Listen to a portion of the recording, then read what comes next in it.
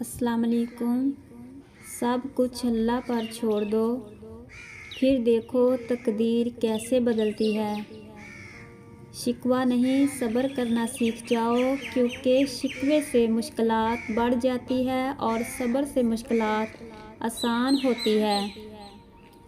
तकदीर के लिखने पर कभी शिकवा ना किया कर, क्योंकि तू इतना अक्लमंद नहीं जो खुदा के इरादे समझ सके।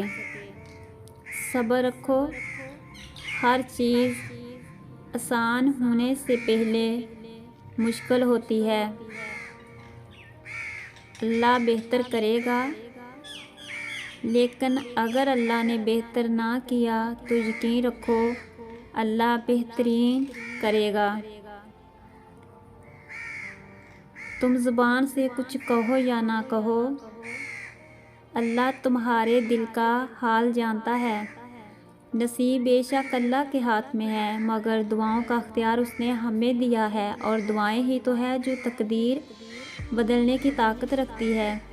अल्लाह से बात करने के लिए अल्फाज का चुनाव नहीं करना पड़ता, वो दिल की कैफियत जान लेता है, आँखों में उतरती नमी पढ़ लेता है। कितना ही खूबसूरत एहसास है कि जब हम अल्लाह से दिल की बात कहते हैं तो वो सब कुछ जानते हुए भी हमारी बात सुनना चाहता है। जिन लोगों का भरोसा अल्लाह पर होता है वो लोग वक्त और हालात से कभी परेशान नहीं होते। अल्लाह ताला से गुफ्तगू की आदत हो जाए तो सजदा किए बगैर सुकून नहीं आता।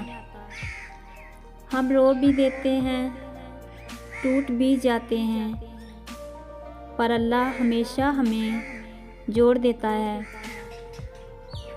मुझे सुनते बहुत लोग हैं या रब, लेकिन मुझे तेरे सिवा समझता कोई नहीं।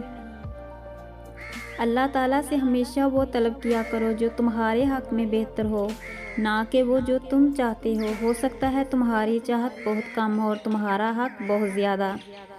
गिरते हुए आंसू, टूटे हुए दिल की कदर तो बस अल्लाह ही जानता है। तल्लुकात की बुनियाद एहसास है, और एहसास हमेशा वही करता है जो खुद गर्ज नहीं होता। हर टूटी हुई उम्मीद मुझे मेरे अल्लाह से जोड़ती है।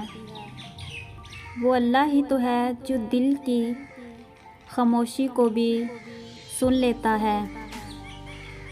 सब्र करो, तुम्हें वो ही मिलेगा जो तुम्हारे लिए बेहतर है।